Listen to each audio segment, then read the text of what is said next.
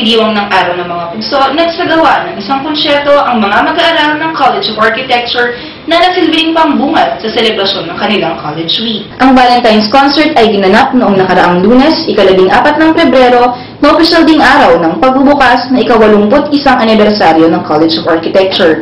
Iba't ibang mga banda mula sa nasabing kolehiyo, kasama ang sikat na bandang Sandwich ang tumugtog at nagpayanig sa UST Baseball Field noong nakaraang Lunes.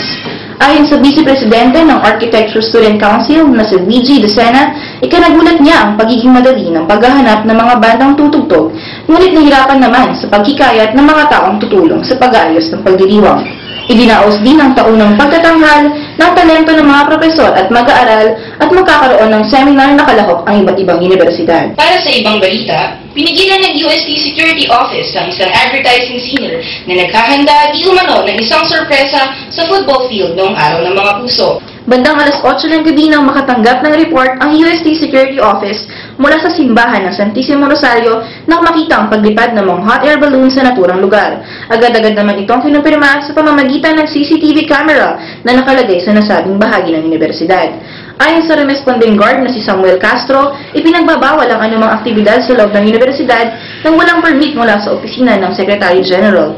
Ayon kay Doris G. Paredes, Deputy Commander ng UST Security Office, wala namang paglabag na nagawa ang estudyante, ngunit nais lamang nilang mapigilan ang anumang aksidente na maaring magbunga mula dito. Paano kung lumipad, bumagsak sa building, susunog yun? Kasi una hindi kami prepared, kasi hindi kami informed regarding about doon sa pagpapalipad ng air balloon na yun. At yan ang mga nagbabagong balita sa oras na ito. Ako po si April Ann Potenciano, nag-uulat para sa Tamasya News Flash. Magandang gabi.